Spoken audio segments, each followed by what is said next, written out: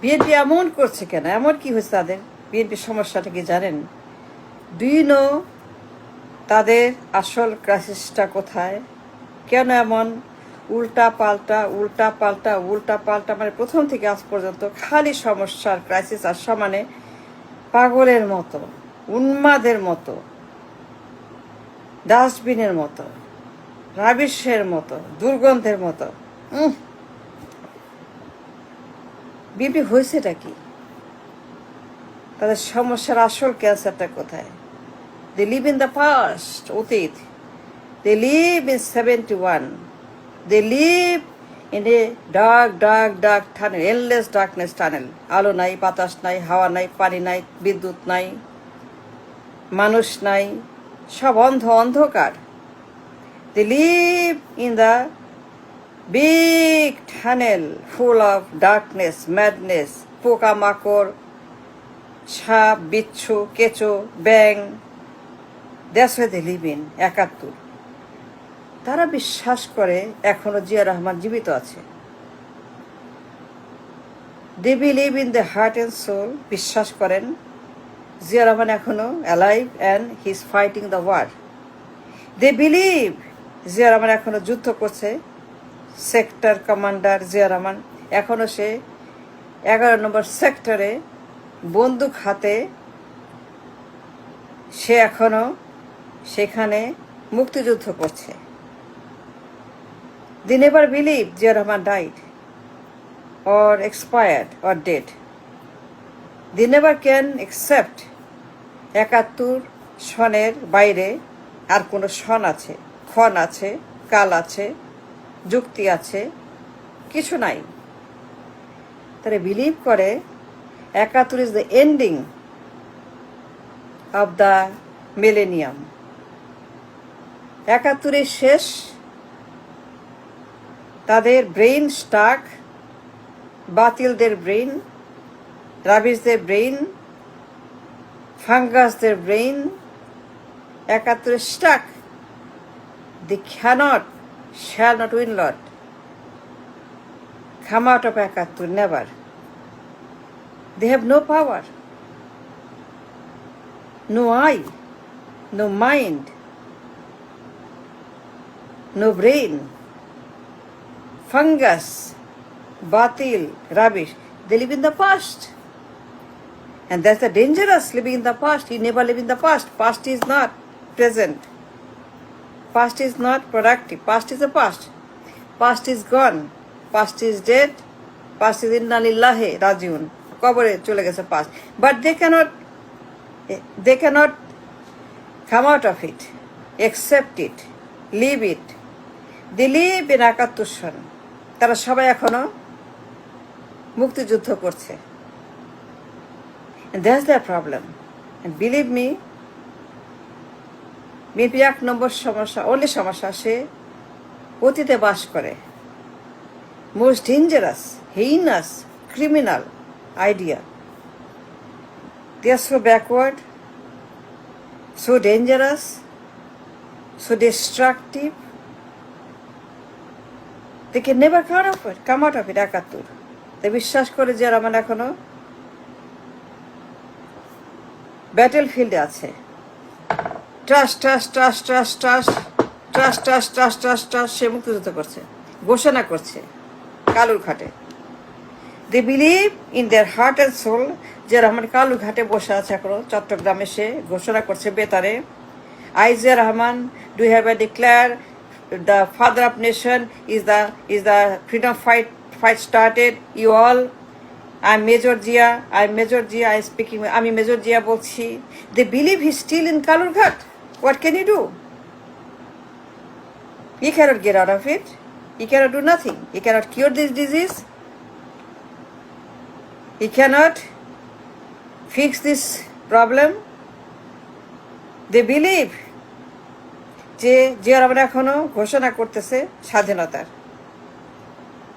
And that's they're stuck. They're stuck. Serious problem. BNP সবগুলো এখনো 71 সনের ব্যাটেল ফিল্ডে স্বাধীনতার যুদ্ধ করছে। And they cannot think beyond that. They're limited in their battlefield of 71. They're living in the past, অতীত, অন্ধকারের টানেলের অতীতের একটা গুহার মধ্যে বাস করছে। Enter BNP, they're living inside the mess. That's a dangerous thing. You never live in the past. Because past is gone, belong the museum, past is dead. We live in present. Smart AI যুগে। We live in an era of AI, artificial বুদ্ধিমত্তা, কৃত্রিম। We live in a very smart, very intelligent, very commercial age. Geopolitically very commercially age, that is not 71 সন, it is 26. Smart যুগ, smart পিপলের যুগ, smartest of the brilliant talented পিপলের যুগ, মেধার যুগ, মেধার বিপ্লবের যুগ, মেধাবীদের যুগ। 26 সন, 24 সন, 25 সন, it started after 90. After 90, no more 71. 71 dead after 90. 90 সনে 71 শেষ হয়ে গেছে। 71-এর যে কোনো রেমনেন্স, 71-এর এনি লেফট ওভার সব 90 সনে শেষ। After 90, we are a smart generation. We are a young generation that is full of brain, smartness, talent. যারা রকেট আবিষ্কার করে, কম্পিউটার বানায়, চিপ বানায়, এআই বানায়, তারা বিজ্ঞানী, তারা জ্ঞানী, তারা গুণী, তারা smartest, the brainiest people of the earth in Bangladesh. They are not 71. They are 90. They are 91, 95, 97, 98, Gen Z, ZX, ZY, ZX, ZZ, XYZ, 90s, started from 90. Believe me. 71 শেষ হয়ে গেছে বাতিলদের যুগ, আনস্মার্ট, বোকা, মূর্খ, বোকাদের যুগ। ফাঙ্গাস বাতিলের যুগ 90 সনের শেষ। BNP have a huge mental crisis. They're sleeping in their mind. They're sleeping inside 71 লোটা কম্বল. This is not 71. This 26 সন। 71, 90 শেষ। Beyond 90, XYZ, ZG. XYZ। আর বিএনপি হচ্ছে যে প্রাচীন, পুরাতন, বাতিল, মূর্খ, রাবিশ, গোবর, মল, মূত্র, হাগু এই যুগ। That's the problem. They have no idea about modern age, smart যুগ, smartphone, smart computer, smart AI, smart server, smart দুনিয়া। The entire দুনিয়া is nothing but smart, for a smart people. Sheikh হাসিনার পক্ষ থেকে সামান্য উপহার, নেত্রী আসছে, 6 মাস সময় দিছে, 6 মাসের ভিতরে আসবে। শেখ হাসিনা আলে তো ভালোই হবে গো। আগে যেভাবে দেশ চালাইছিল সেরকম তো আমাদের তারিখ যত চালাইতে পারছে না। আমি চাই যে আমাদের খেলা আমাদের মাধ্যমে ফিরে আসবে। দেশের স্বার্থে শেখ হাসিনাকে প্রয়োজন। ঠিক কথা বুঝছো। জননেত্রী শেখ হাসিনার প্রত্যাবর্তন দিবস উপলক্ষে শেখ হাসিনার পক্ষ থেকে খাবার বিতরণ করছি মেহেরপুর জেলা ছাত্রলীগ। শেখ হাসিনা অবশ্যই 6 মাস সময় দিছে, শেখ হাসিনা দেশে ফিরবে 6 মাসের ভেতরে দেশের মুক্তি আন্দোলনে অংশ নেবে। শেখ হাসিনা এই দেশকে রক্ষা করার জন্য দেশে আসছে ইনশাল্লাহ। জননেত্রী শেখ হাসিনার প্রত্যাবর্তন দিবস উপলক্ষে শেখ হাসিনার পক্ষ থেকে আমরা মেহেরপুর জেলা ছাত্রলীগের পক্ষ থেকে খাবার বিতরণ করছি। শেখ হাসিনা আসছে, 6 মাস সময় দিয়েছে, তিনি কখনো মিথ্যা বলেন না, তিনি আসবে বলেছেন মানে আসবেন নিশ্চিত। আপনারা অপেক্ষায় থাকুন। জয় বাংলা, জয় বাংলা। জননেত্রী শেখ হাসিনার প্রত্যাবর্তন দিবস উপলক্ষে মেহেরপুর জেলা ছাত্রলীগের পক্ষ থেকে খাবার বিতরণ কর্মসূচি পালন করছি আমরা। শেখ হাসিনার কৃষক ছাউনিতে শেখ হাসিনার প্রত্যাবর্তনের আগাম বার্তা। জয় বাংলা।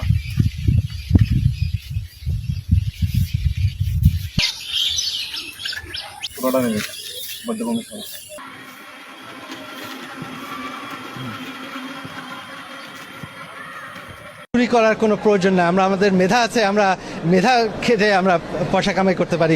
দেশের পয়সা চুরি করার আমাদের কোনো প্রয়োজন নেই। তারেক রহমান ক্ষমতায় এসে একে একে বের করলেন সাবেক প্রধানমন্ত্রী শেখ হাসিনা ও তার ছেলে সজীব ওয়াজেদ জয়ের অবৈধ সম্পত্তির সকল তথ্য। সাবেক প্রধানমন্ত্রীর পুত্র সজীব ওয়াজেদ জয়ের আমেরিকার ১৩টি বিলাসবহুল গোপন বাড়ির সন্ধান দিয়েছে মার্কিন গোয়েন্দা সংস্থা FBI। এটা কোনো রাজার রাজপ্রাসাদ নয়, এটি গরিব বাংলাদেশের অবৈধ প্রধানমন্ত্রী শেখ হাসিনার একমাত্র পুত্র সজীব ওয়াজেদ জয়ের প্রাসাদ। সংসদে দাঁড়িয়ে শেখ হাসিনা বলেছিলেন তার পুত্র টাকার অভাবে পড়তে পারেনি, অথচ সজীব ওয়াজেদ জয়ের শুধুমাত্র আমেরিকায় রয়েছে 3টি বিলাসবহুল বাড়ি এবং একটি মার্কেট। বাংলাদেশের মানুষকে বোকা বানিয়ে চাটুকার মিডিয়ার মাধ্যমে শেখ হাসিনা তার পুত্রকে আধুনিক ভাবধারার তরুণ হিসেবে পরিচিত করার চেষ্টা চালিয়ে গেলেও সত্যিকার অর্থে জয় কমিশন বাণিজ্য, ব্যাংক ডাকাতি, রিজার্ভ চুরি, ডিজিটাল দুর্নীতি সহ নানা অবৈধ পন্থায় বিভিন্ন দেশে গড়ে তুলেছেন নামে বেনামে ব্যবসা বাণিজ্য আর সম্পত্তির পাহাড়। আজ প্রথম পর্বে প্রমাণসহ আপনাদের সামনে তুলে ধরব মার্কিন যুক্তরাষ্ট্রের জয়ের সকল বাড়ির তথ্য, যা আপনাদেরকে হতবাক করে তুলবে। আমেরিকার 2টি সংস্থা সহ বিভিন্ন অনলাইনে পাওয়া গেছে এ সকল বাড়ির তথ্য। আমাদের অনুসন্ধানী টিম জয়ের সকল প্রকার অর্থ, বাড়িকারি, ব্যবসা ও মামলা তথ্য সংগ্রহ করেছে। প্রথমে তুলে ধরছি আমেরিকার অন্যতম ধনন্য এলাকা ভার্জিনিয়া প্রাসাদের তথ্য। এই প্রাসাদে থাকেন সজীব ওয়াজেদ জয় ও তার পরিবার। ভার্জিনিয়ার বিলক্রেস্ট সাবডিভিশনের রেকর্ড অনুযায়ী 2 নভেম্বর 2015 সালে জয় এই বাড়িটি ক্রয় করেছেন। 8 বিঘা জমির ওপর নির্মিত প্রাসাদে 6523 স্কোয়ার ফিটের বিল্ডিং রয়েছে। বর্তমান বাজারে বাড়িটির মূল্য বাংলাদেশি টাকার হিসেবে প্রায় 109 কোটি টাকা, যার বাৎসরিক খাজনা এবং অন্যান্য ট্যাক্স প্রায় 27 লক্ষ টাকা। আর এই প্রাসাদের মালিক ডিজিটাল ব্যাংক ডাকাতের সর্দার সজীব ওয়াজেদ জয় ও তার স্ত্রী ক্রিস্টিন ওয়াজেদ। জয় অনলাইনে রাজমহলটি লুকাতে চেয়েছিল, কিন্তু আমাদের অনুসন্ধানী টিম জয়ের রাজমহলের গোপন তথ্য বের করে নিয়ে এসেছে। Blue red investment and finance নামের আমেরিকার জয়ের একটি কোম্পানি রয়েছে। জয়ের কোম্পানির নামে ভার্জিনিয়ার গ্রেট ফলসের 619 নম্বর বাড়িটি শুধুমাত্র বাড়ি নয়, এটি একটি মহল বলা যেতে পারে। 2.3 একরের বিশাল জায়গা জুড়ে রয়েছে garden, swimming pool, tennis court. বাড়িটি 5397 স্কোয়ার ফিটে, 5টি সুসজ্জিত বেডরুম সহ 12টি বিশাল রুম। এই বাড়ির বাজার মূল্য প্রায় 189 কোটি টাকা। জয় এই অর্থ অবৈধ পন্থায় দেশ থেকে আমেরিকার পাচার করেছে blue red investment and finance কোম্পানির মাধ্যমে। তথ্যমতে ভার্জিনিয়া ফল সার্চের 3507 নম্বর বাড়িটির মালিক জয় ও ক্রিস্টিন ওয়াজেদ। এ বাড়িটির ডকুমেন্ট নাম্বার 15436, বুক নাম্বার 18449। 5238 স্কোয়ার ফিটের এ বাড়িটি 2014 সালের 29 এপ্রিল জয় ক্রয় করে নিজের এবং স্ত্রীর নামে। আর পেজ নাম্বার 1151-তে দেখা যায় 2017 সালের জন্য বাড়িটি শুধুমাত্র খাজনা দেওয়া হয়েছে প্রায় 9 লক্ষ টাকা। ভার্জিনিয়ার আলেকজান্ড্রিয়া এলাকার 4823 নম্বর বাড়িটির মালিকও জয়। 27 জুলাই 2001 এই বাড়িটি ক্রয় করেন তিনি। এই বাড়িটি নিয়ে এক ধরনের চতুরতার সঙ্গে দুর্দান্ত এক চাল চালাচ্ছে জয়। এই চাতুরতাই বলে দেয় জয় ঠান্ডা মাথার ডিজিটাল ডাকাত। 2001 সালে এই বাড়িটি জয় নিজের নামে ক্রয় করলেও 2003 সালে বাড়িটি তার স্ত্রী কাছে বিক্রি করে দেয় জয়। বিক্রির পর বাড়িটির মালিকানায় জয়, তার স্ত্রী এবং নিজের নামে লিখে নেয়। স্ত্রীর কাছে বিক্রির মাধ্যমে জয় তার বিপুল পরিমাণ অবৈধ অর্থ আমেরিকা লিগ্যাল করে নেয়। এবার জানাচ্ছি ভার্জিনিয়ার ফল সার্চের 3507 নম্বর বাড়িটির তথ্য। বাড়িটির মূল্য প্রায় $6.5 লক্ষ। ভার্জিনিয়ার স্টেট ট্যাক্স ডিপার্টমেন্টের নথিতে দেখা যায় জয় 2017 সালে শুধুমাত্র এই বাড়ির ট্যাক্স $5,964। এছাড়া ভার্জিনিয়ার আলেকজান্ড্রিয়া এলাকার হাইডেন সার্কেলের ৫,৯০৭ নম্বর বাড়িটির মালিকানায়ও রয়েছে জয়ের নাম। ভার্জিনিয়ার আনিনডেলের ৭,১৩৮ নম্বরের মার্কেট এবং গ্রেট ফলসের ৯,৮৯৩ নম্বর বাড়িটির ১২০ নম্বর ফ্লটের মালিকানায় রয়েছে জয়ের নাম। মূলত জয় তার বেশিরভাগ বাড়ি ভার্জিনিয়ায় ক্রয় করেছে। মার্কিন যুক্তরাষ্ট্রে বাংলাদেশি অর্থসিত এলাকার নিউ ইয়র্ক বর্তমানে অবৈধ হাসিনা সরকারের অনেক এমপি মন্ত্রীদের বিপুল সম্পদ রয়েছে। তাই আমাদের অনুসন্ধানী টিম নিউ ইয়র্কের জয়ের সম্পদের অনুসন্ধান চালিয়ে যাচ্ছে। কিন্তু আমরা অনুসন্ধানে তাদের এমন কোনো ব্যবসা প্রতিষ্ঠানের সন্ধান পাইনি যা থেকে তারা যুক্তরাষ্ট্রের ভার্জিনিয়া অঙ্গরাজ্যের মতো জায়গায় বিলাসী বাড়ি ক্রয় করতে পারে। এই বাড়িতে জয় বর্তমানে থাকলেও জয়ের নামে পুরনো ঠিকানা হিসেবে আরেকটি ঠিকানা ব্যবহার করা আমরা প্রমাণ পেয়েছি জয়ের পাবলিক রেকর্ড থেকে, যেটির ঠিকানা হল ৯৯W মিন্নার রাইট, গ্রেট ফলস, ভার্জিনিয়া। ৬ বেডরুম এবং ৪ বাথরুমের এই বাসাটিতে জয় আগে বসবাস করত, যেটির মালিক হিসেবে আর্নেস্ট এবং জেনিফার নামের এক দম্পতির উল্লেখ আছে। পাবলিক রেকর্ডে তারা ১৭,৯০,০০০ মার্কিন ডলারে জয় থেকে ১১ অক্টোবর ২০২২ সালে বাড়িটি কিনে নেন। জয়ের সকল অবৈধ অর্থের তথ্য অনেকের কাছে রয়েছে, যা ইতোমধ্যে পত্রিকায় প্রকাশিত হয়েছে। সজীবের ব্যাংকের গোপন সুইফট কোড ব্যবহার করে বাংলাদেশ ব্যাংকের বৈদেশিক মুদ্রার রিজার্ভ ফান্ড থেকে ৮০০ কোটি টাকা ডিজিটাল পদ্ধতিতে ডাকাতি করে ২০১৬ সালের ৪ ফেব্রুয়ারি জয় লুটেরা বাহিনী তথ্য প্রযুক্তির অপব্যবহার করে ফিলিপাইন ও শ্রীলঙ্কার ক্যাসিনোতে অর্থ পাচার করে। ফিলিপাইনের ব্লু রিবন কমিটির উদ্যোগে সিনেট পরিচালিত ৮২ পৃষ্ঠা তদন্ত রিপোর্টে বেরিয়ে এসেছে ভয়াবহ তথ্য। রিপোর্ট অনুযায়ী বাংলাদেশ ব্যাংকের টাকা প্রথমে নেওয়া হয় আমেরিকার 4টি ব্যাংকে এবং সেই ব্যাংকগুলির $100 বিলিয়ন যায় ফিলিপাইনের ব্যাংকে। আমেরিকা যে সকল ব্যাংক থেকে বাংলাদেশি টাকা ফিলিপাইনে গিয়েছিল তার একটি হচ্ছে সিটি ব্যাংক। এই সিটি ব্যাংকে রয়েছে জয়ের 4টি অ্যাকাউন্ট। আইন অনুযায়ী প্রকাশ্যে কোনো ব্যক্তির ব্যাংক অ্যাকাউন্ট নাম্বার ও সোশ্যাল সিকিউরিটি নাম্বার জনসাপেক্ষে প্রকাশ করা দণ্ডনীয় অপরাধ। তাই তথ্যের কিছু অংশ অস্পষ্ট করে রাখা হলো। হাসিনা পুত্র জয়ের এই ব্যাংক ডাকাতি ধামাচাপা দিতে শেখ হাসিনা অসহযোগিতা করে ব্লু রিফান্ড কমিটি তদন্তকে। ফলে বাংলাদেশের জনগণের এই টাকা আর বাংলাদেশে ফেরত আসেনি। এই যে ঘরে ঘরে কোটি কোটি কোটি কোটি গরু কোরবানি দেওয়ার সিলসিলা, এটা কি নিয়ম ছিল?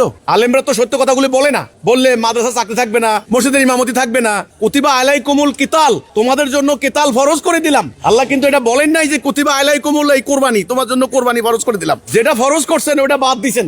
আল্লাহর দিন প্রতিষ্ঠার সংগ্রাম বাদ দিছেন, ঐক্য বাদ দিছেন, জানমাল দিয়ে আল্লাহর কোরআনের বিধান প্রতিষ্ঠা বাদ দিয়ে এবার গরু জবাইয়ের কম্পিটিশন লাগছে। নিজের স্বার্থের বেলা চাইরা না কোনো সার নাই। আমি তো বলি যদি আল্লাহ তাআলা এই ধরনের নিয়ম করতেন যে যারা কোরবানি দিবা তারা একটা টুকরা খাইতে পারবে না, নিজে কোরবানির গোশত ভোগ করতে পারবে না, জায়েজ হবে না, এটা শতভাগ সবাইকে দিয়ে দিতে হবে, তাহলে দেখতেন কয়টা গরু কোরবানি হইতো আর কয়টা বাজার হইতো। আমরা যে রাস্তায় সুদের অর্থনীতি চলে, সুদ চলে, চুরি, ডাকাতি, ব্যভিচার, হত্যা, ধর্ষণ, এই যে শিশু বলাৎকার, সেখানে আপনারা এগুলার বিরুদ্ধে বরং এটা বড় কোরবানি হবে, জান মাল দিয়ে আল্লাহর দিন প্রতিষ্ঠার কোরবানি। না দেখেন আজকের যে পশু কোরবানি দিচ্ছে, আমাদের আলেমরা তো মানুষের সামনে এখন সত্য কথা বলে না। এখন আপনি সত্য কথা বলতে যাবেন, আপনাকে তো নাস্তিক, ইসলাম বিরোধী, ইসলাম বিদ্বেষী ট্যাগ লাগাইয়া আপনাকে তো হ্যাস্ত ন্যস্ত করে ফেলাইবে, বাড়ি হামলা করতে পারে। সত্য কথা বলতে যাবেন, এখন তো সবাই লেপে সেপে কথা বইলা সময় পার করতে আসে। আসল কথা তো কেউ কয় না। আসল কথা বলেন, এই যে ঘরে ঘরে কোটি কোটি কোটি কোটি গরু কোরবানি দেওয়ার সিলসিলা আজকের এই দিনে, এটা কি নিয়ম ছিল? এই নিয়মটা কি এরকম ছিল? বিশ্বের অনেক রাষ্ট্রে কিন্তু এভাবে হয় না, আমাদের বাংলাদেশে এরকম হয়। এই ভারতবর্ষে গরু নিয়ে অলরেডি ইন্ডিয়াতে গরু নিয়ে রাজনীতি হইতেছে। ব্যাপারটা কি দেখেন, এই কোরবানি এখন আসল কথা বলতে যান না। আলেমরা তো সত্য কথাগুলি বলে না, বললে মাদ্রাসা চাকরি থাকবে না, মসজিদের ইমামতি থাকবে না। তো এখন তো কাউকে না কাউকে বলতে হবে। এটা হলো আমার কথাটা। আজকের এই দিনটা আমরা, এটা এখন একটা ফেস্টিভ্যাল হয়ে গেছে, সেলিব্রেট করে। আরে ভাই, এটা আপনারা যেভাবে সেলিব্রেট করছেন ব্যাপারটা তো এরকম না। ব্যাপারটার আসল স্পিরিট হারাই গেছে। এর যে আধ্যাত্মিক দিক, এর যে শরিয়াগত দিক, ওটা নাই। এখন এটা গোস্ত খাওয়ার কম্পিটিশন। হ্যাঁ, 2-4 সলিড নিয়ত, সহি নিয়তের মুসলমান থাকতে পারে, 2-4 মোমেন বান্দা থাকতে পারে, তারা হয়তো আল্লাহর জন্য স্যাক্রিফাইস করছেন, জানও দিচ্ছেন, মালও দিচ্ছেন, গরু জবাই করে মানুষকে খাওয়াচ্ছেন, থাকতে পারেন এরকম 2-4। আমি ওনাদের এক্সেপশন, কিন্তু আমি অ্যাজ এ হোল পুরা দৃশ্যটা বললাম আর কি। আমরা যে রাস্তায় সুদের অর্থনীতি চলে, সুদ চলে, চুরি, ডাকাতি, ব্যভিচার, হত্যা, ধর্ষণ, এই যে শিশু বলাৎকার, সেখানে আপনারা এগুলার বিরুদ্ধে বরং এটা বড় কোরবানি হবে, জান মাল দিয়ে আল্লাহর দিন প্রতিষ্ঠার কোরবানি। এটা করেন।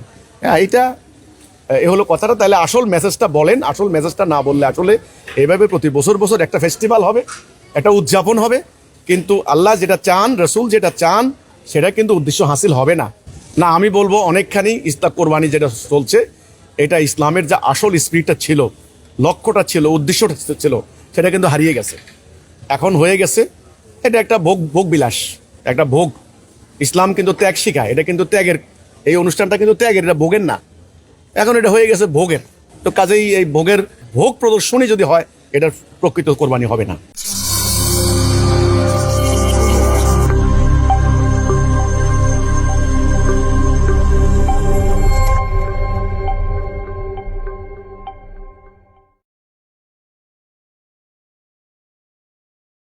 এবারের ঈদে আবারও প্রমাণিত হলো যে কোনো ঈদেই বিএনপি সফল হতে পারবে না। ঈদ আসবে, ঈদ যাবে, কিন্তু বিএনপি সরকারই থেকে যাবে।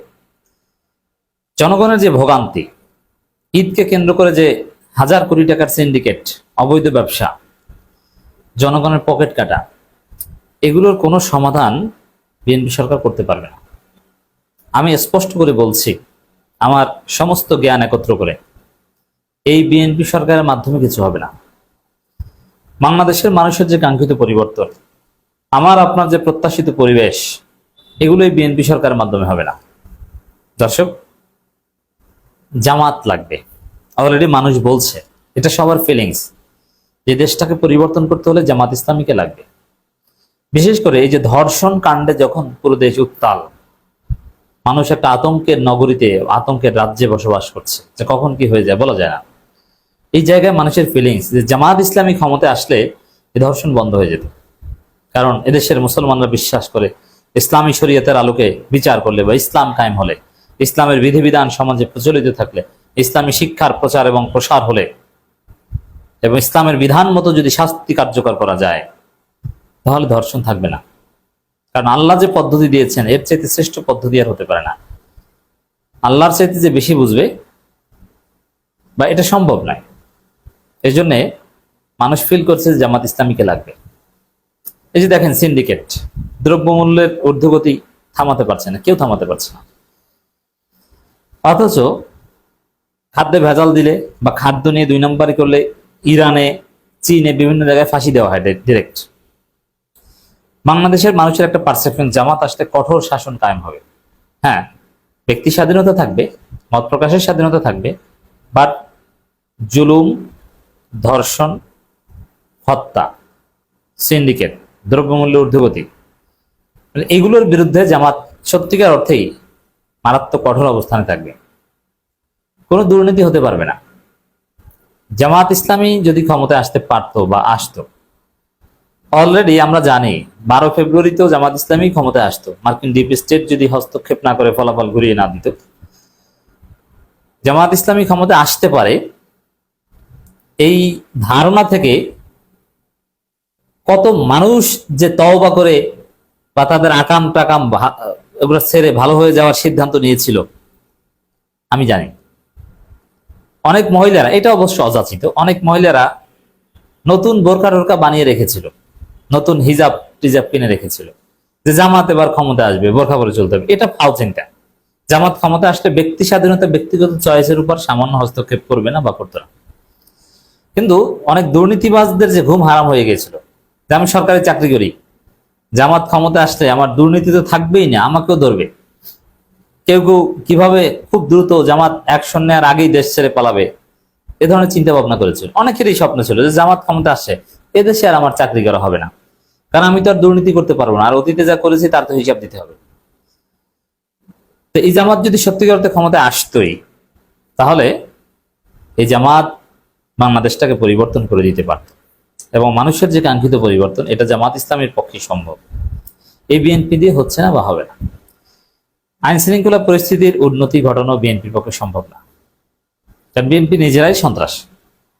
সন্ত্রাস কখনো সন্ত্রাসী নির্মূল করতে পারে না।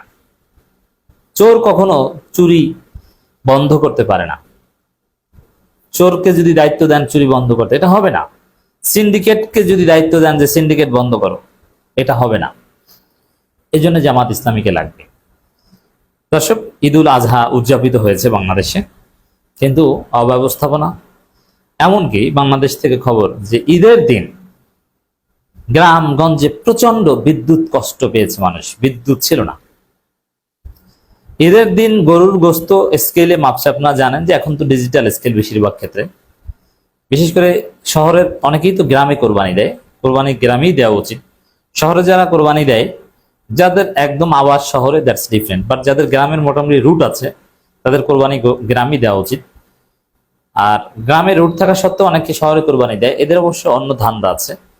কোরবানির গোস্ত পুরোটাই ফ্রিজিং করার একটা ধান্দা, কারণ শহরে বেশি মানুষকে দেয়া লাগে না, 2-4 জন ভিক্ষুক আসে, তাদেরকে 2-4 টুকরা দিয়ে বিদায় দিয়ে দেয়। আর যে বাকি 3 মণ 4 মণ 4.5 মণ 5 মণ গোস্ত, ওটা সব নিজেরা বিশাল ডিপ ফ্রিজের মধ্যে ভরে, তারপরে 2-1 জন ঘনিষ্ঠ আত্মীয় স্বজন, ধনী আত্মীয় স্বজনের বাসায় পাঠায়, গরিবদের হক এভাবে মেরে খায়।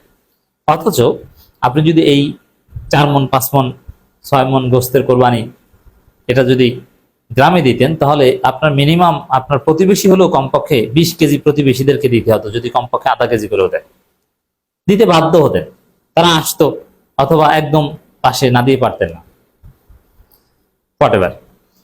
তো এখানে গ্রামে অনেকে কোরবানি দিয়েছে, তারা যখন কোরবানির গোস্ত মাপছে হঠাৎ বিদ্যুৎ চলে গেছে, মাপতে পারছে না। এই গরমে তো গোস্ত বেশিক্ষণ রাখাও যায় না, নষ্ট হয়ে যায়, ঠিকভাবে কোরবানি দিতে পারেন। আরে ভাই, এটা তো একটা কমন সেন্স যে এমনিতে বিদ্যুতের অবস্থা যাই হোক, অ্যাটলিস্ট ঈদের দিনটা বিদ্যুৎটা না নেই। মানুষ গালি দিচ্ছে ঈদের দিনও বিদ্যুৎ নেওয়া লাগে, এবং বলছে যে বিএনপি সরকার ক্ষমতা আসলে বিদ্যুৎ খাতটা এইভাবে ধ্বংস হয়ে যাবে কল্পনাও করতে পারেনি, সেটা হয়েছে। আরো সড়ক অব্যবস্থাপনা, চাঁদাবাজি, খুন, ধর্ষণ, সড়ক দুর্ঘটনা, এগুলো তো আছেই। তো দর্শক, এই যে ঈদ গেল, দেখলেন যে কি অস্থির এবং অস্বাভাবিক মিসম্যানেজমেন্ট। এখন স্বরাষ্ট্রমন্ত্রী এসে বলছেন দেশ গড়ার প্রত্যয় কাজ করছে সরকার। মানে ওই দেশ গড়ার প্রত্যয়, দেশ গড়েছি, গড়ে তুলেছি, এই কথা আর জীবনেও বলতে পারবে না। বলবে যে না, আমরা কাজ করছি, হবে, সামনে হবে, আমরা কাজ করে যাচ্ছি, আমরা প্রতিশ্রুতি দিচ্ছি। এই প্রতিশ্রুতি হচ্ছে হবে, এর মধ্যেই বিএনপি সরকার ঘুরপাক খাবে। কোনো ঈদেই কাঙ্ক্ষিত পরিবেশ তৈরি করতে পারবে না। প্রতিশ্রুতির বাইরে বিএনপি কিছু করণীয়ই নেই, কোনো সক্ষমতাই নেই। এই মৌলিক জায়গাটায় হাত দিতে হবে আমাদের। আমরা যে সরকারের ব্যর্থতা, জনগণের ভোগান্তি নিয়ে আলোচনা করি, এর রুটে হাত দিতে হবে। রুট হচ্ছে যে ক্ষমতাসীনরাই এই ভোগান্তি বা এই অব্যবস্থাপনার কারণ। যেহেতু ক্ষমতাসীনরা এর সাথে জড়িত, এ কারণে এটা সমস্যা সমাধান হবে না। যেমন যত চাঁদাবাজি এগুলো করে ক্ষমতাসীনরা, অতএব এটা আপনি দমন করবেন কিভাবে? এবং চাঁদাবাজির ভাগ যে মন্ত্রী পর্যায় পর্যন্ত যায়, এটা তো কোরবানির গরু কেনার কাণ্ডে শহীদুদ্দিন চৌধুরী এনে যে ধরাটা খেয়েছেন তাতেই স্পষ্ট যে বছরে ইনকাম 47 লাখ টাকা, ট্যাক্স কমপক্ষে 7 লাখ টাকা, সে গরু কোরবানি দেয় 32 লাখ টাকা। এই যে অদ্ভুত সমীকরণ, এতেই বোঝা গেছে যে আসলে চান্দার ভাগ, গ্রামগঞ্জের চান্দার ভাগ মন্ত্রীরা পর্যন্ত পায়, নইলে তাদের টাকা তো আলাদিন বা ফেরেস্তা এসে দিয়ে যায় না, বা জিন এসে দিয়ে যায় না। তো বিএনপিতে আমরা দেখতে পাচ্ছি যে সরকারের মন্ত্রীরা ঈদ উদযাপনের পর বা ঈদ উদযাপনের দিনও কেউ বলতে পারেনি যে না এবার আমরা সব ঠিক করে ফেলেছি। সবাই বলছে যে না আমরা কাজ করছি, ঠিক হবে, প্রতিশ্রুতি দিয়ে যাচ্ছে। তো ঈদের পর ঈদ আসবে, বিএনপি কোনোদিন সফল হবে না। ওই যে ঈদের পর আন্দোলন, সেই আন্দোলন আর আসে নাই, লাগে নাই, আন্দোলন ছাত্ররা করে দিয়ে গেছে, ওইরকম বিএনপির সফলতা কোনোদিন আসবে না।